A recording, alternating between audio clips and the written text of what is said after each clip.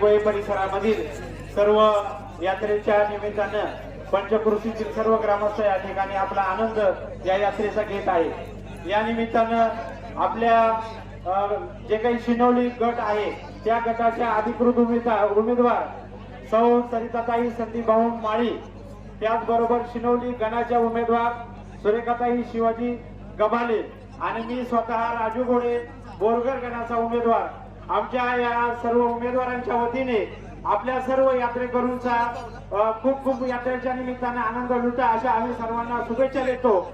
आणि या ठिकाणी गाड्याचा उत्सव आहे त्या निमित्ताने आपण काळजी पण घ्या की कोणत्याही प्रकारची इजा आपल्याला पोहोचणार नाही, ते ही काळजी घ्या।